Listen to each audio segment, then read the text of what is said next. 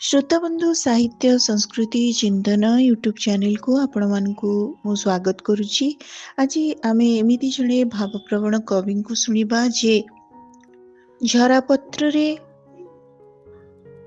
शब्दों को साउंटंती माटीरो इथर जाए शब्दों को प्रतिनियत अनिशा करंती अन्वेषा करंती आखिर उम्हीरे सेकी सेकी रुटी बदल रे शब्द को ही भोजन करती।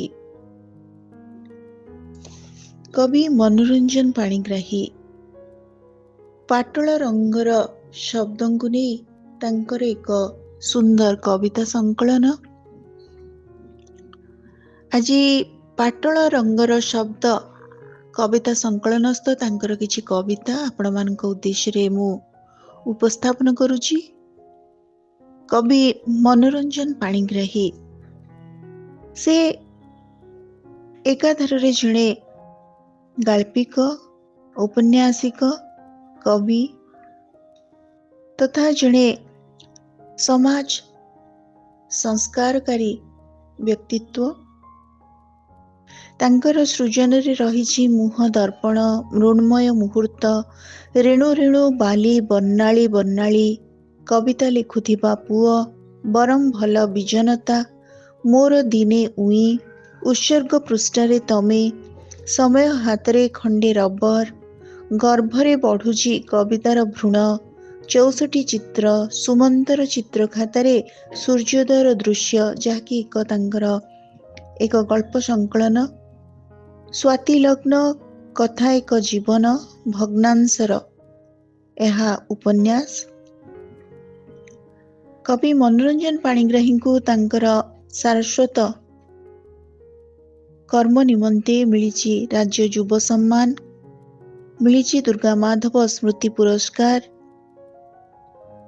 अमृतायन नवपर्व सच्चिदानंद राउतराय पुरस्कार एमती आहरी अनेक किछि पुरस्कार और संवर्धना। श्रोता बंधु आज आमे शुणुछि पाटल रंगर शब्दर संकलनरु किछि कविता। कवि मनोरंजन पाणिग्राही कविंकर प्रथम कविताटी मु नेइछि ए मनीष को नहीं लेखिबी नाही कविता। कवि मनोरंजन पाणिग्राही ए मनीष को नहीं हजार हजार वर्ष धरी लेखा जाइछि लक्ष लक्ष कविता।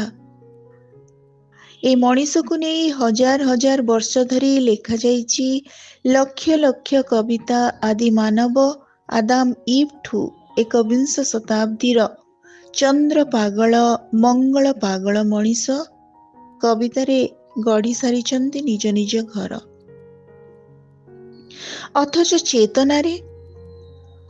चेतनारे से अगम्य अंधार दिव्य देहर भेक तले मन जे अज्ञान असुर।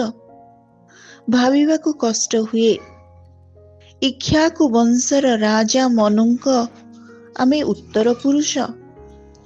भाविबाकु कष्ट हुए इक्ष्वाकु वंशर राजा मनुंक आमे उत्तर पुरुष। एई मनीष को नहीं आउ लेखिबी नाही कविता बरम एई मनीष को नहीं आउ लेखिबी नाही कविता बरम मो कवितारे रहिबे जंदा उई पिंपुड़ी साप असरपा बुढ़ियाणी बिछा कंकड़ा गधिया भालू बिलुआ हाथी बाघ सिंह सिंपांजी डायनोसर कृमि कीट पतंग चूतपोक संभालुआ एमिबा हरिणी गाई बाछुरी हरिण ठिकुआ कईंछ मयूर घरचटिया सुकसारी हलदी बसंत कपोत बायस प्रजापति भ्रमर नाली टुकुटुकु साधव बहुत निश्चय एपरिकी बण बिराड़ी कुकुर मेंढा बा पल पल घुषुरी को नहीं लेखिपारे मु चमत्कार कविता। एते एते वर्ष धरी शब्द ब्रह्मरे एते एते कविता लेखा हवा सत्वे एते एते वर्ष धरी शब्द ब्रह्मरे एते एते कविता लेखा हेबा सत्वे अंगुळे मनीष होई परिला नाही मनीष परी मनीष उइला नाही दिव्य ज्ञान जो आदिम को ସେଇ ଆଦିମ ବନ୍ୟ ହିଂସ୍ର ପାଶବିକ କୃତଘ୍ନ ରାକ୍ଷସ। ମାଟିରୁ ଇଥର ଯାଏ ଶବ୍ଦ ସବୁ ପୋଡ଼ିଗଲା ପ୍ରବୃତ୍ତି ନିଆଁରେ। ନିବୃତ୍ତିର ଆକାଶ ବି ପାଲଟିଗଲା ପୋଡ଼ା ଭୂଇଁ। ମାଟିରୁ ଇଥର ଯାଏ ଶବ୍ଦ ସବୁ ପୋଡ଼ିଗଲା ପ୍ରବୃତ୍ତି ନିଆଁରେ। ନିବୃତ୍ତିର ଆକାଶ ବି ପାଲଟିଲା ପୋଡ଼ା ଭୂଇଁ। ଜୀବନର ନୀଳ ନଷ୍ଟ ହେଲା ପରେ ଜୀବନର ନୀଳ ନଷ୍ଟ ହେଲା ପାଉଁଶର ଧୂଳି ଧୂସରରେ। ଜୀବନର ନୀଳ ନଷ୍ଟ ହେଲା ପାଉଁଶର ଧୂଳି ଧୂସରରେ। ସୁନ୍ଦର କବିତା, ମେଞ୍ଚାଏ କ୍ଷୋଭ ଅଭିମାନ, କବି ମନୋରଞ୍ଜନ ପାଣିଗ୍ରାହୀଙ୍କର। ତାଙ୍କର ଆଉ ଏକ କବିତା ହିରଣ୍ୟଗର୍ଭ ଶବ୍ଦ, କବି ମନୋରଞ୍ଜନ ପାଣିଗ୍ରାହୀ। ଝରାପତ୍ରରେ ଭର୍ତ୍ତି ହୋଇଗଲାଣି ବଗିଚା। ମୃତ ନଦୀରେ ଲଟକି ରହିଛି ଡଙ୍ଗା। କାନ୍ଥରୁ ଲିଭି ଯାଉଛି ଡାହାଣିଆ ଖରା। ଯେତେବେଳେ ସଞ୍ଜ ଆକାଶର ପ୍ରଥମ ତାରା ପରି ମୁଁ ଏକୁଟିଆ, ଯେତେବେଳେ ସଞ୍ଜ ଆକାଶର ପ୍ରଥମ ତାରା ପରି ମୁଁ ଏକୁଟିଆ, ଝୁଣ୍ଟି ପଡ଼ୁଥାଏ ଗୋଧୂଳିର ପାଦ ନଦୀର। ଆଖିରେ କଳାଭଅଁର ରାତିର ନୀଳ ହ୍ରଦ। ସ୍ୱପ୍ନର ଆଲିଙ୍ଗନରେ ଥାଏ ସୁନା ଝରଣା। ରୁଟି ପରି ଫୁଲି ଉଠୁଛି ଶବ୍ଦ ମୋର। ରୁଟି ପରି ଫୁଲି ଉଠୁଛି ଶବ୍ଦ ମୋର ଜୀବନର ଡହକ ନିଆଁରେ। ଶସ୍ୟ ନାହିଁ ଅମାରରେ, ମାଛ ନାହିଁ ଟୁବି ଗାଡ଼ିଆରେ। ଆଖିର ଉମ୍ହେଇରେ ସେକି ସେକି ଦିପଟ ଶବ୍ଦ ଖାଇଦିଏ ସକାଳେ, ଦିପଟ ରାତିରେ। ଆଖିର ଉମ୍ହେଇରେ ସେକି ସେକି ଦିପଟ ଶବ୍ଦ ଖାଇଦିଏ ସକାଳେ, ଦିପଟ ରାତିରେ। ଚାଲି ଚାଲି ଚାଲି ଚାଲି ଯେତେବେଳେ କବି ଜଣେ ଆକସ୍ମିକ ଢଳିଯାଏ, ସହସ୍ର ସୂର୍ଯ୍ୟ ତରଳି ଇଡ଼ି ଯାଇଥାନ୍ତି ଯେଉଁ ଲୋହିତ ଦିଗନ୍ତରେ। ପଛେ ପଛେ ରୂପା ନଦୀ ଯାଏ ଅଳ୍ପ ବାଟ, ପଛେ ପଛେ ରୂପା ନଦୀ ଯାଏ ଅଳ୍ପ ବାଟ, ଅଳ୍ପ ବାଟ ଯାଏ ନୀଳ ହ୍ରଦ। କେଇପାଦ ସୁନାର ଝରଣା। ଇନ୍ଦ୍ରଧନୁ ଦେଖାଦିଏ କିଛି କ୍ଷଣ, କିଛି କ୍ଷଣ ପୁଚ୍ଛ ମେଲି ନାଚର ମୟୂର। କିଛି କ୍ଷଣ ପୁଚ୍ଛ ମେଲି ନାଚଇ ମୟୂର। କୋଇଲି କୁହୁ କୁହୁ ଡାକେ ପଞ୍ଚମ ଦାନର। ଦିପଦ ଗୀତ ଗାଏ ହଳଦୀ ବସନ୍ତ। ନୂଆ ମେଘ ପାଣି ଦିଏ ସିନା, ପିଇବାକୁ ଭୁଲିଯାଏ ତଟସ୍ଥ ଚାତକ।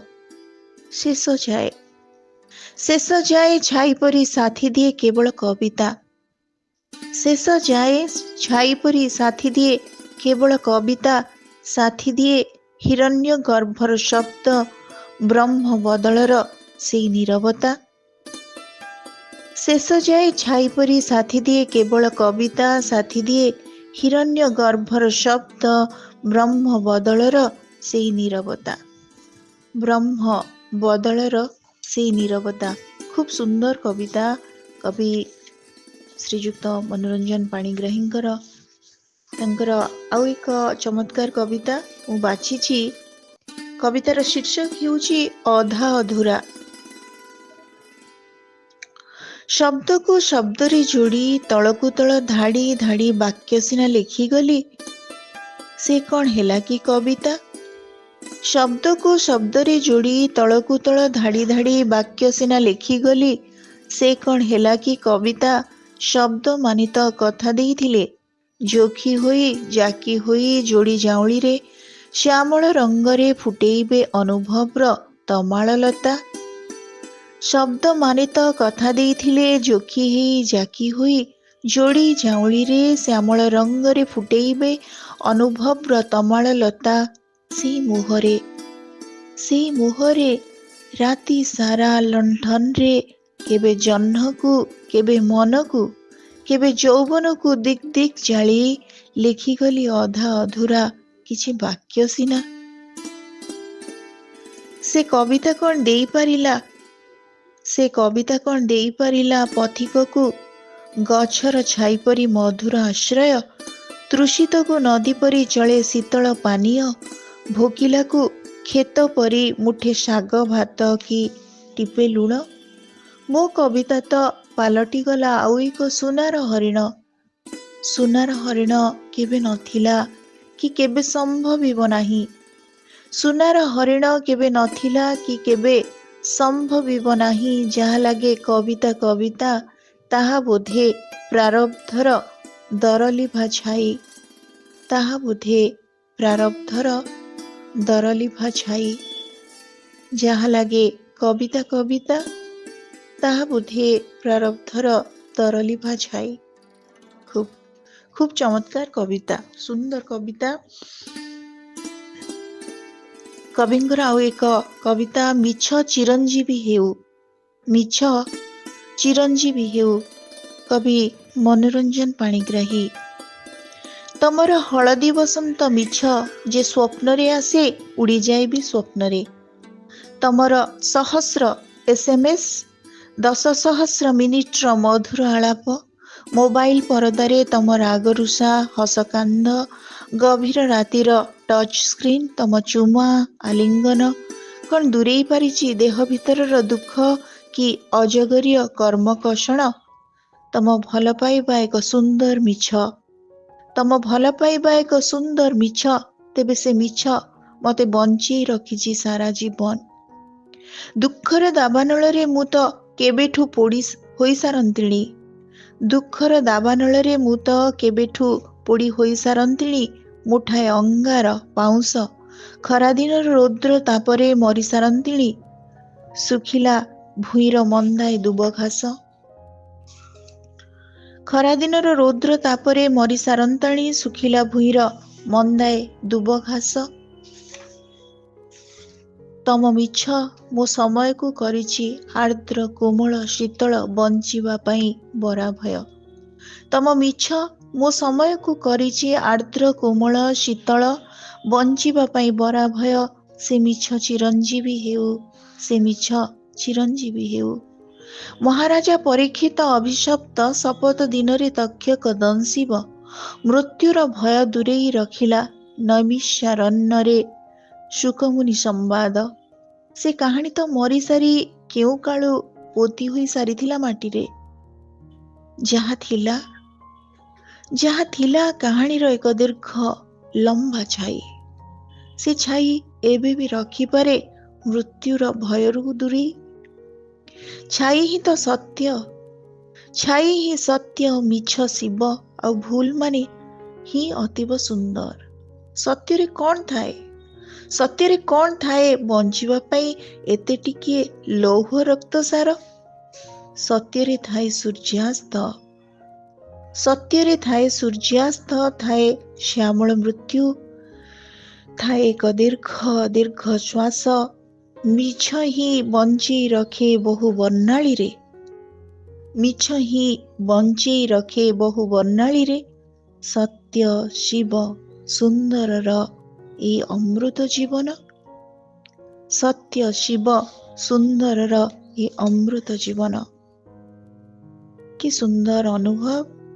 ମିଛ ପ୍ରକୃତରେ କେତେ ପ୍ରଭାବଶାଳୀ। ମଣିଷ ଜାଣିଥାଏ ସବୁକିଛି ଭ୍ରମାତ୍ମକ, ସବୁକିଛି ମିଛ। ସେଇ ମିଛକୁ ହିଁ ଆଧାର କରି ପାଥେୟ କରି ଅନେକ ଦିନ ସେ ବଞ୍ଚିଯାଏ। ସୁନ୍ଦର ଅନୁଭବ ଉପଲବ୍ଧି କବିଙ୍କର। ମିଛ ଚିରଞ୍ଜୀବୀ ହେଉ କବିତାଟି ନିଶ୍ଚୟ ସମସ୍ତଙ୍କ ପାଇଁ ପ୍ରାସଙ୍ଗିକ। ଏ ସମୟର ମଣିଷମାନଙ୍କ ଉଦ୍ଦେଶ୍ୟରେ କବିଙ୍କର ଶବ୍ଦାବଳୀ, ଶବ୍ଦ ସଂଯୋଜନା ଖୁବ୍ ବାସ୍ତବ। ଆଉ ଏକ କବିତା, ଉପକବିତା।